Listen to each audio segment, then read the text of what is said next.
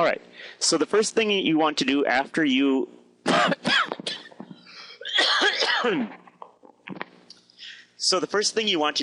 download the project is you put your name into the blank and then click on the directions if you haven't already downloaded them. What we're going to do is to complete this, we're going to use Excel to record the checks and reconcile the bank statement. We have to print this sheet so that you can have Excel open while you reconcile your bank statement. The beginning balance, first deposit, and first two checks are listed there, and so all you have to do is finish the rest of the activity for the month.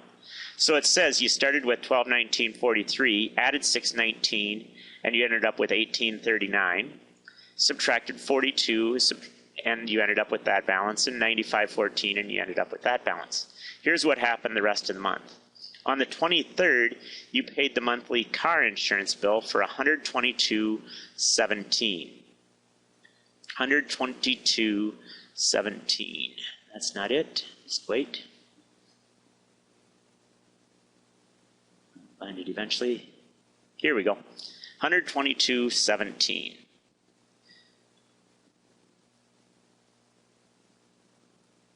Okay, and that was State Farm on 2/23/12. Make sure you get the year right, even though this is a couple years ago. I'll redo it again when we get to the next leap year. Okay, let's see, where are we? The next day, so that'd be the 24th, you bought tickets through Ticketmaster to see a shipwreck concert.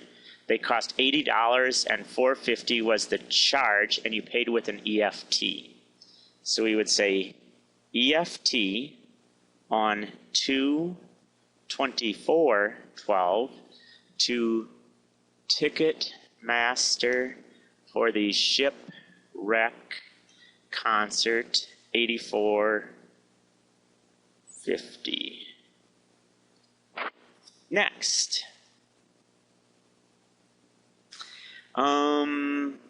On Saturday, the 25th, you got your payroll check. Even though the gross pay was this, you only can get the net pay Saturday, the 25th. So 2/25. Notice there is no check number on that, and it is a deposit again. And it's $619.14. Make sure you write it in the credit column. Next. The gross, let's see, on Monday, you paid the SBC bill for $37.39. And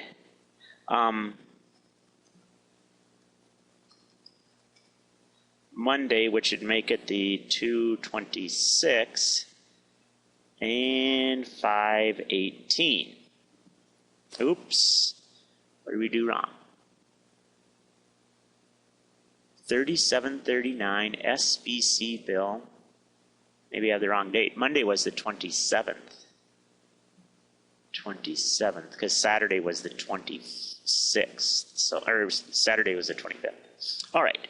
Next, notice it tells you when you get the question right. So make sure you check your work. You paid the newspaper bill on Wednesday. Wednesday was the 29th for $22.50.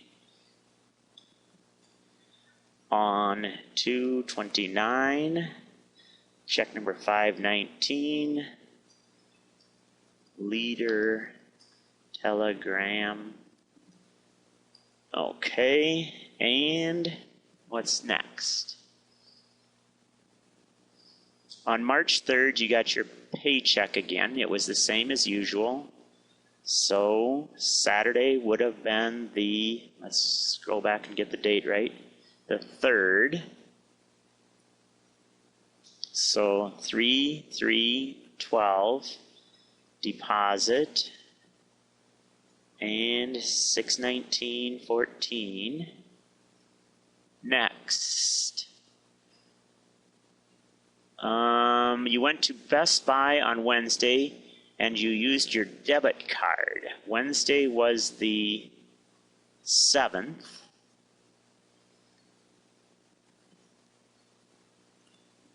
So it's an EFT again. And Best Buy for the DVD player. got what it was, 172.90. Next, you paid your Visa bill on Thursday, 3/13/44, and you paid the whole thing. And that was on Wednesday, it said. Thursday. Thursday was the 8th. My wife's birthday.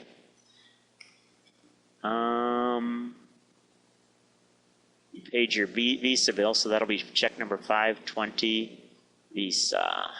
Next. On Friday, you went to the ATM and got $80 plus $2 using your debit card on Friday the 9th. And that was EFT, ATM, $82.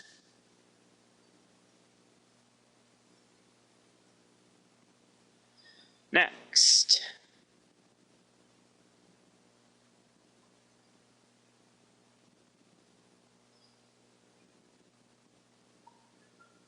Saturday, you went to Gordy's and spent $107.14, so that was the 10th.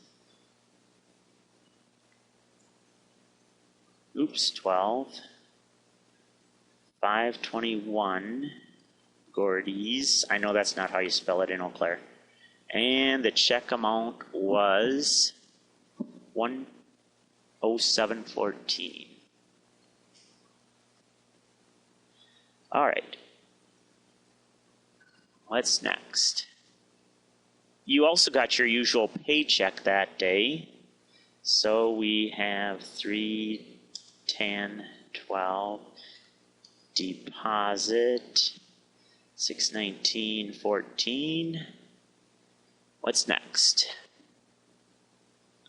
On the 11th, you paid direct oil 144.16.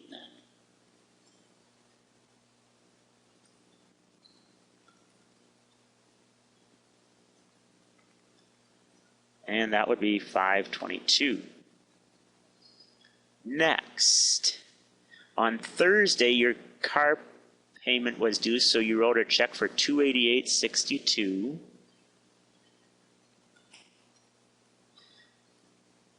RCU for car payment on the Thursday, which would have been the 15th.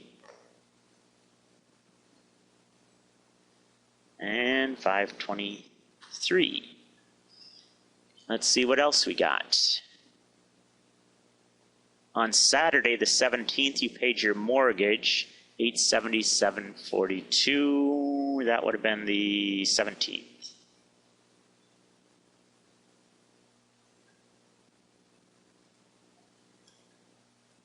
RCU mortgage, and the amount was $877.42. Okay, so we are done with that stuff there. Let's see what it says to do next. The bank statement from RCU came that day. Here's what it said. Place a check mark in your checkbook for each item which the bank has recorded for your account. So I'm going to make this smaller so that I can see it at the same time that I can see my checkbook register. And then I can make the check marks. Okay, deposit, 516 for 95. I'm going to make it just a little bit smaller.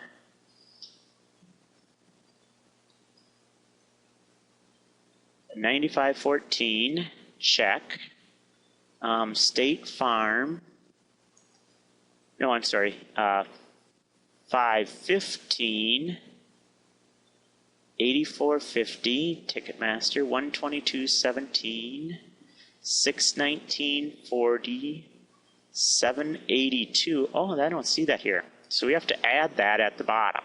So sometimes the banks know stuff that we don't know.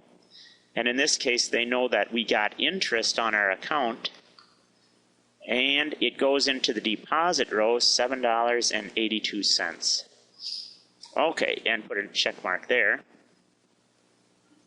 All right, now after interest, we've got check 3739, 619.14, 172.90, $82, 107.14, 619, and 288.62. Okay, so we've got some things that did not get registered. So the first thing we do, now that we've got that done, is then it says go to the back side and follow the directions there. So let's go to the balance your checking account part, and let's see what it says to do. Enter the ending balance from the statement. The ending balance from the statement was 267.160. 267.1.60. Okay, we had no outstanding deposits. We have to write down the outstanding withdrawals. So I'm going to write them in here, outstanding withdrawals, based on the ones that did not clear from the front side. And so the first one is this 2250. And you can tell because they don't have X's on them. 313.44. 144.16 and 877.42. Then it says enter your register balance. So we get that, and it is 1314.80. 1314.80. And we're off by 72 cents. I made a mistake. 1314.08. That'll make a difference, won't it? And now, what did it do wrong? 1314.08. Okay, now it's right. And we also have all of the points here on the front side. Out of the 30 points that are possible, we got all of them, so you are good to go.